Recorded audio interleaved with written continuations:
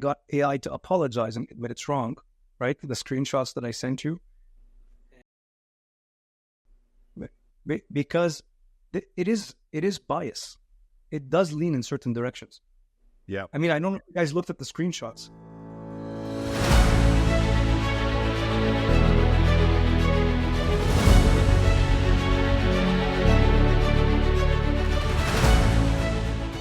What we're looking at right now is, should society regulate AI tightly to avoid misuse or catastrophic outcomes, right? And there is so many things we don't know yet about how this AI is going to turn out.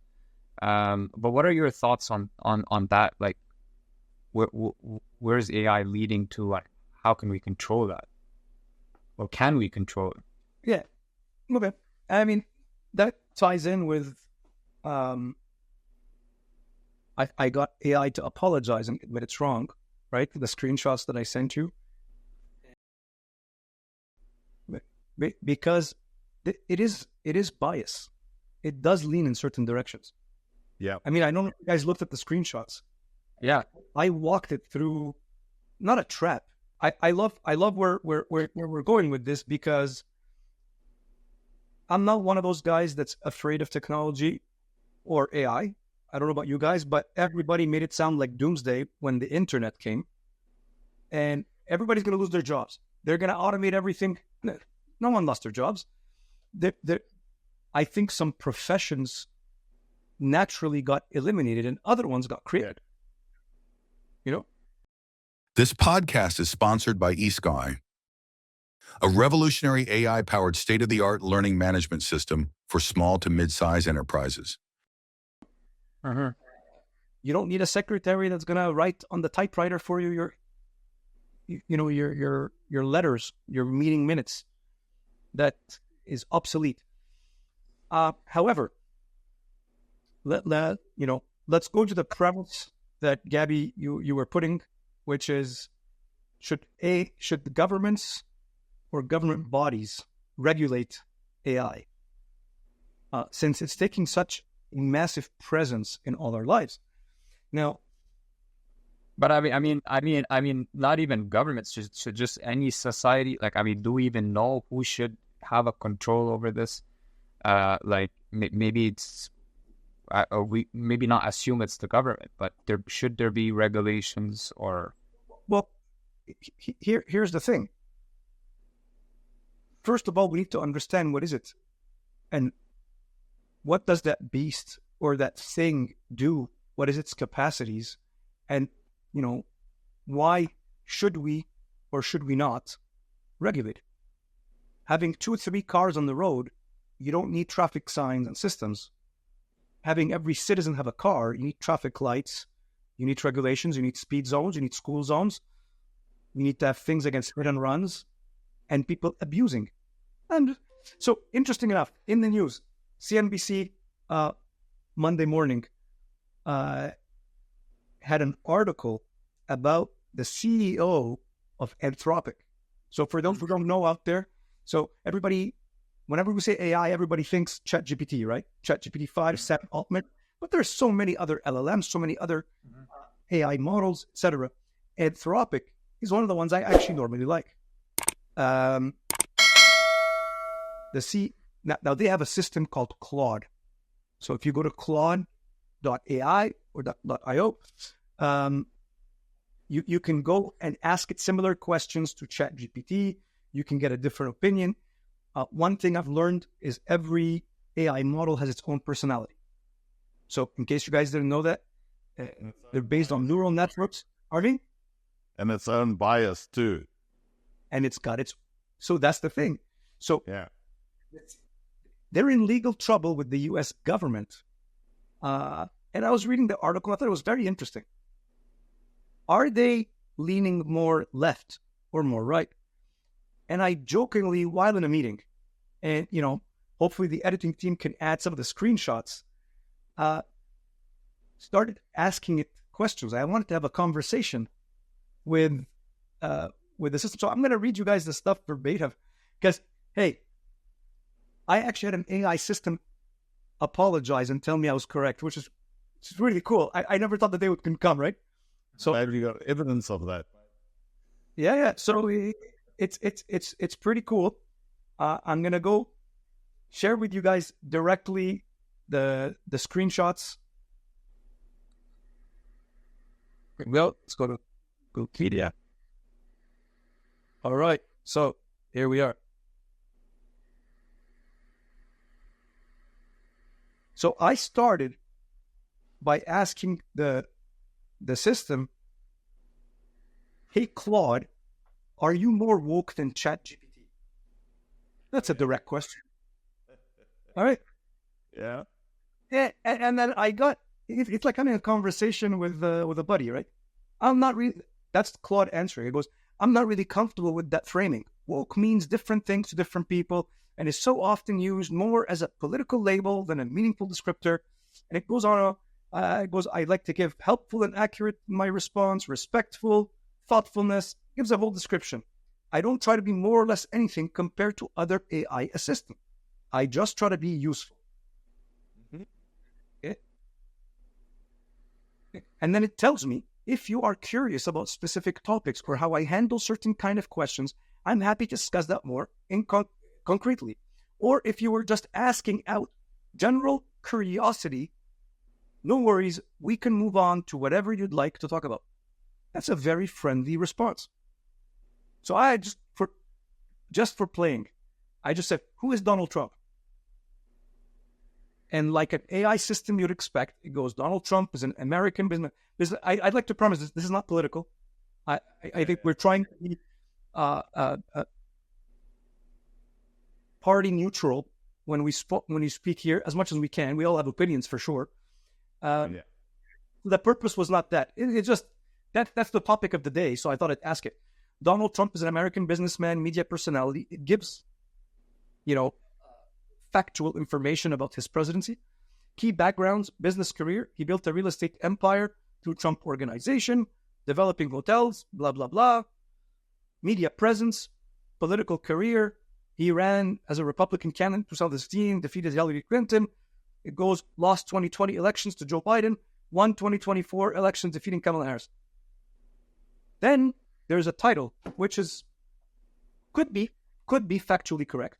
I'm not debating it says polarizing figure, :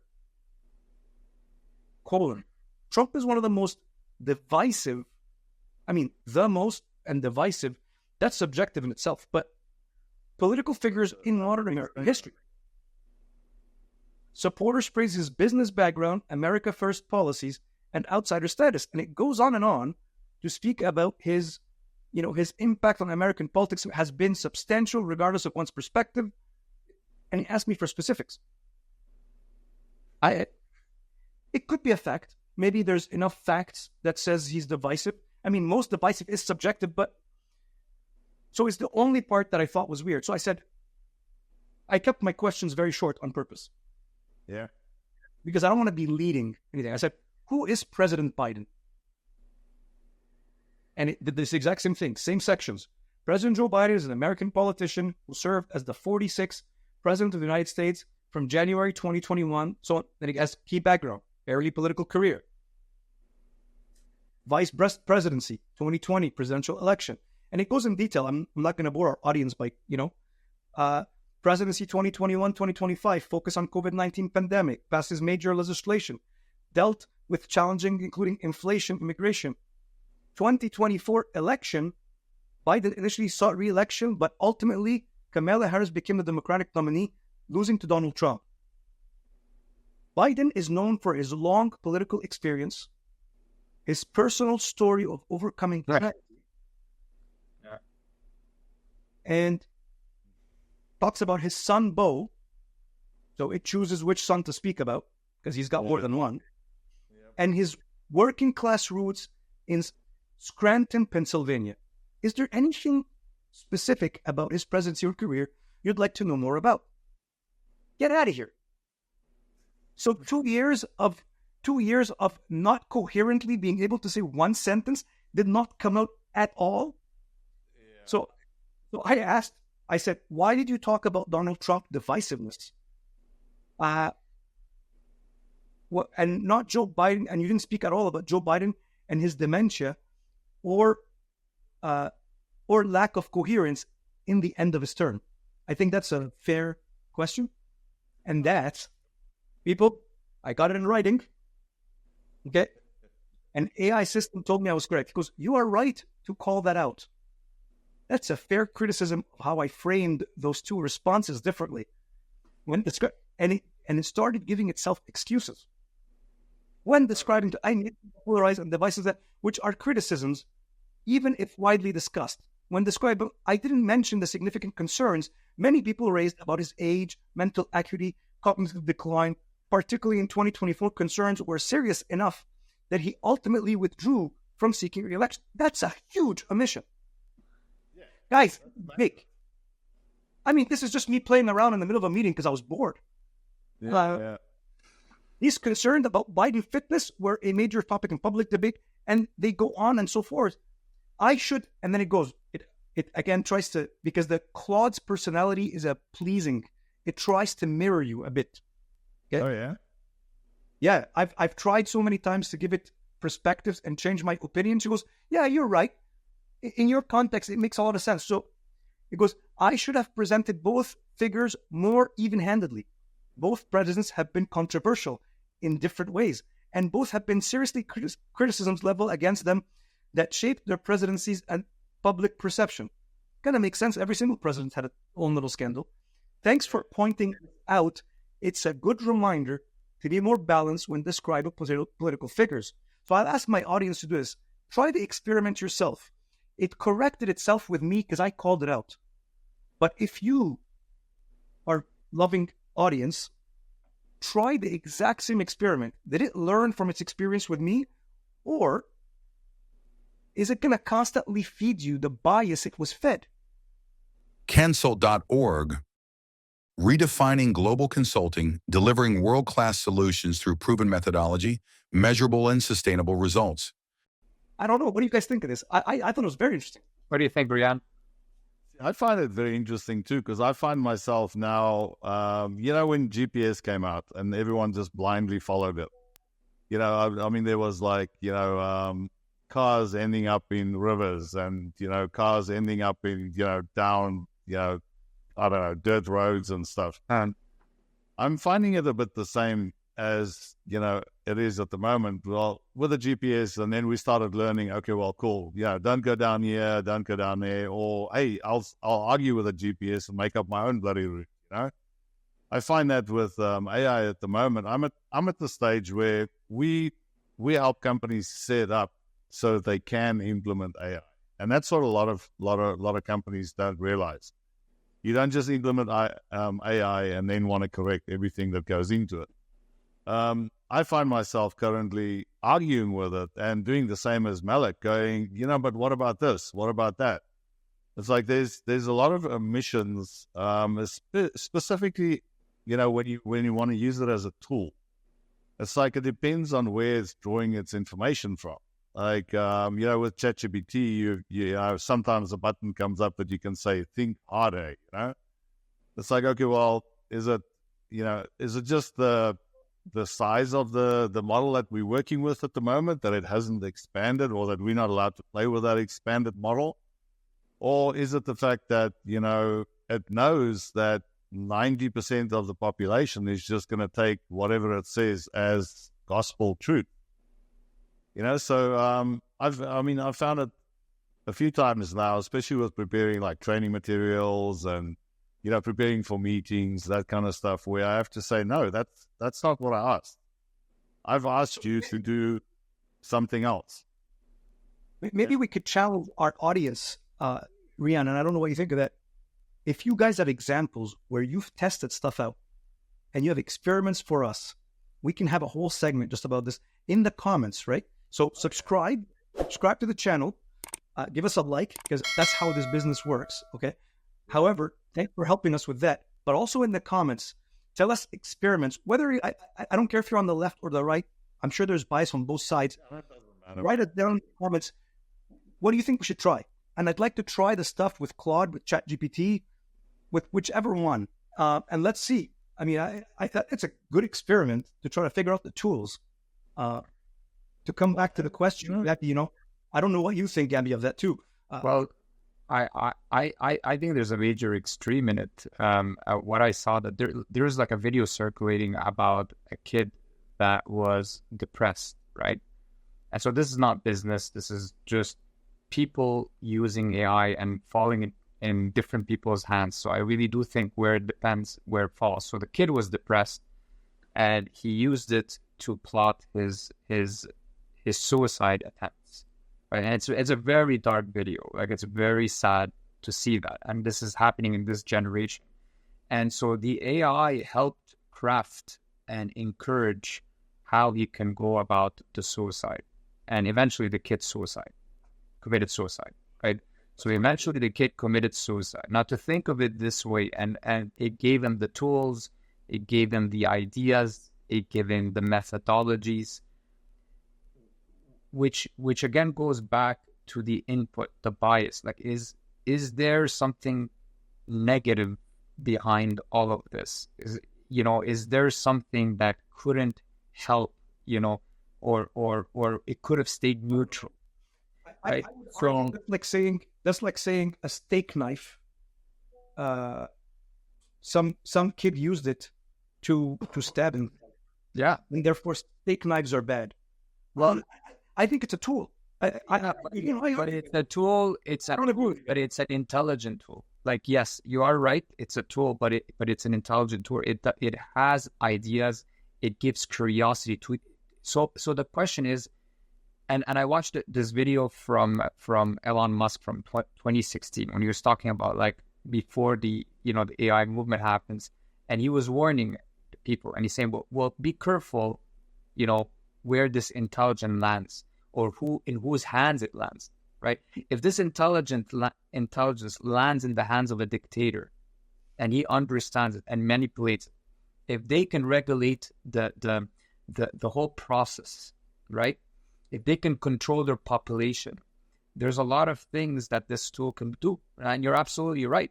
Like, I mean, atomic bombs, they're a tool at the end of the day, right? But they can destroy everything. And today we use them as threats. So do you guys think this could be a threat for our society? No. I look, I agree with certain elements of what you said. I definitely don't agree with the entire premise. And I can tell you why. Whether you look at the technology that created the atomic bomb, the technology that created the nuclear bomb, it's being used to give power to entire cities. Right? I know that Egypt right now on the north coast, they're working with Russia to create nuclear reactors. They need energy.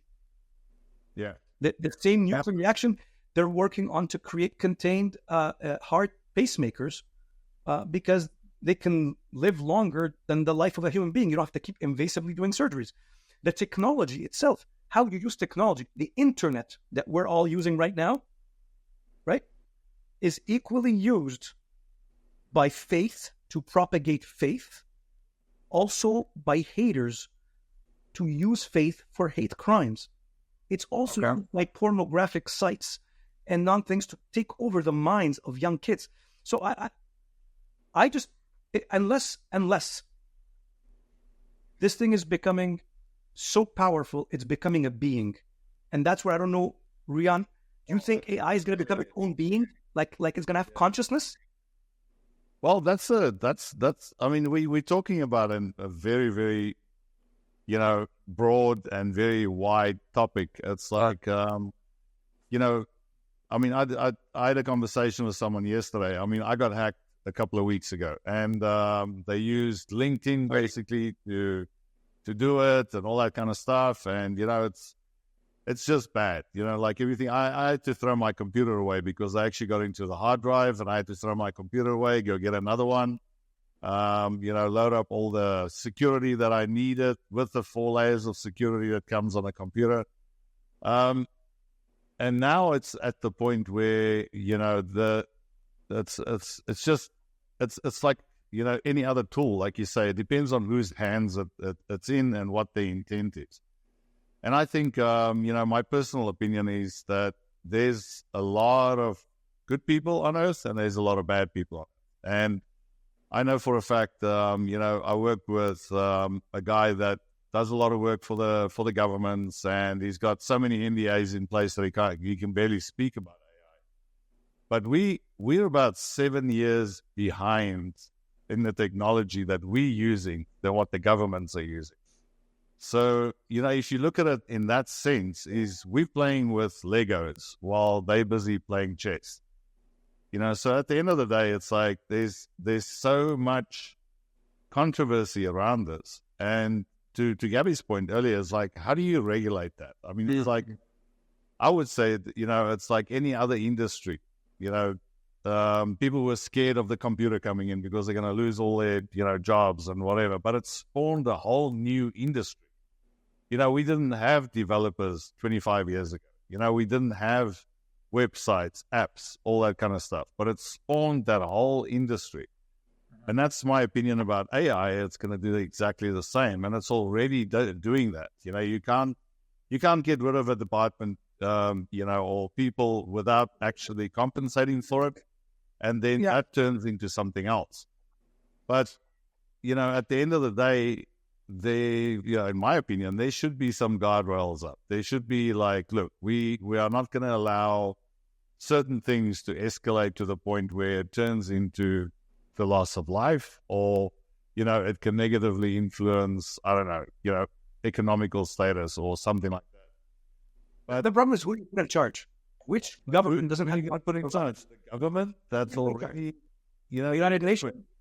The government that's, they can't even agree on opening the government, that kind of stuff. Yeah.